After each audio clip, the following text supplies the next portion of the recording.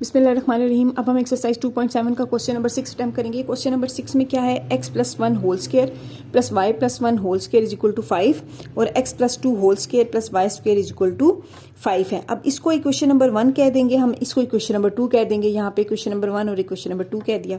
तो ये जो दोनों इक्वेशंस हैं ये सिंप्लीफाई होंगी, क्योंकि इसमें भी होल स्क्वायर आ रहा है, इसमें भी होल स्क्वायर आ रहा है। तो सबसे पहले हमने क्या करना है, इनको सिंप्लीफाई करना है। x प्लस 1 होल स्क्वायर को सिंप्लीफाई किया तो ये a plus b whole square का फार्मूला लगेगा। यहाँ पे भी a plus b whole square का फार्मूला लगेगा। इक्वेशन नंबर 1 है, इसमें यहाँ पे x प्लस 1 होल स्क्वायर का मतलब है फर्स्ट वैल्यू का स्क्वायर प्लस सेकंड वैल्यू का square plus 2 first value and second value.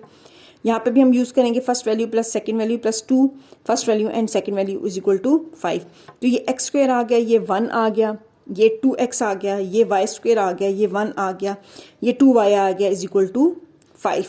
अब हमने करना क्या है, हम अरेंज करके लिखते हैं। पहले x स्क्वायर की वैल्यू लिखेंगे, फिर y स्क्वायर की वैल्यू लिखेंगे, फिर 2x की वैल्यू लिखेंगे, फिर y की वैल्यू लिखेंगे और फिर कांस्टेंट लिखेंगे।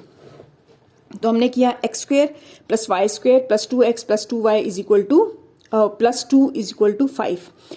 ये 1 और ये 1 ऐड होके प्लस 2 बन गए। अब यहाँ पे प्लस 2 हो रहा है, दूसरी साइड पे जाके माइनस 2 हो जाएगा, तो 5 माइनस 2 इज इक्वल टू 3।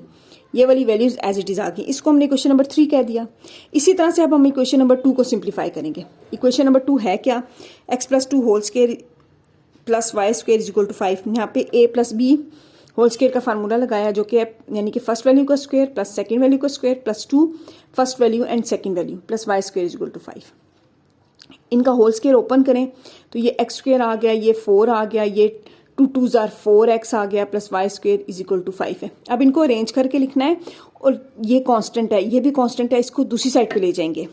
तो हमने क्या किया, अरेंज किया। सबसे पहले x square plus y square की वैल्यू लिखी, फिर 4x लिखा इज इक्वल टू प्लस 4 था, दूसरी साइड पे माइनस 4 हो गया, तो ये 1 आ गया। इसको हम इक्वेशन नंबर 4 कहते हैं। अब हमने करना क्या होता है, हमने तो यहाँ पे तो x स्क्वायर और वाई स्क्वायर इन्वॉल्व है। हमने तो सिंपल x की वैल्यू फाइंड आउट करनी होती है या y की वैल्यू फाइंड आउट करनी होती है। तो हम इक्वेशन नंबर 4 और इक्वेशन नंबर 3 इनको सब्ट्रैक्ट कर लेंगे ताकि हमारे पास x या y की वैल्यू आ जाए। तो हम यहाँ पर इक्वेशन नंबर सब्ट्रैक्ट करते हैं इक्वेशन नंबर 4 को फ्रॉम इक्वेशन नंबर 3। तो यहाँ पे x square plus y square plus 2x plus 2y is equal to 3। Equation number 3 लिखी, इसमें 4 को माइनस किया, ठीक है। तो x square plus y square ये तो वैल्यूज कट गई, क्योंकि जब हम माइनस करते हैं ना तो नीचे वाली वैल्यूज का साइन चेंज हो जाता है। ये वैल्यूज जो है वो कैंसिल हो गई।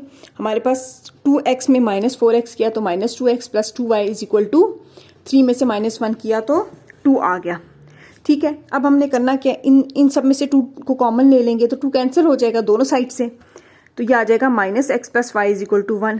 अब हम y की वैल्यू फाइंड आउट करेंगे, ये माइनस एक्स है, दूसरी साइड पे जाके प्लस एक्स हो जाएगा, तो y is equal to x plus 1। ये हमारी y की वैल्यू आ गई है। अब इसको हम किसी भी इक्वेशन के अंदर पुट करेंगे, 3 4 1 2 किसी भी इक्वेशन में पुट करें और आंसर फाइंड आउट करेंगे। तो मैं इक्वेशन नंबर 4 में पुट कर रही हूँ, putting the value of y in equation number 4, x square plus y square plus 4x is equal to 1। ये इक्वेशन नंबर 4 थी। यहाँ पे हमने इस y की जगह पर x प्लस 1 पुट कर दिया, इसको होल स्क्वायर का फार्मूला लगाया तो वो आ जाएगा x square plus 2x plus 1। बाकी सारी वैल्यूज एज इट इज आ गई। अब इसको सिंप्लीफाई करना है, ये x और ये x मिलके x स्क्वायर मिलके 2x स्क्वायर बन गया, 2x और 4x 6x हो गया। अब ये क्या है, प्लस 1, इस साइड पर आकर माइनस 1 हो जाएगा, तो ये प्लस 1 माइनस 1 दोनों कैंसिल हो गए, तो हमारे पास बच गया 2x square plus 6x is equal to 0। इनमें से भी 2 कॉमन ले लिया और x भी कॉमन ले लिया, 2x is equal to x plus 3 is equal to 0।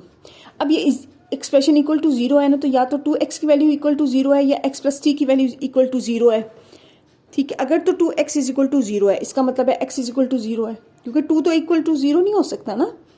और x plus 3 is equal to 0 है, तो ये प्लस 3 है, दूसरी साइड पे जाके माइनस 3 हो गया, तो ये x की वैल्यू निकल आई।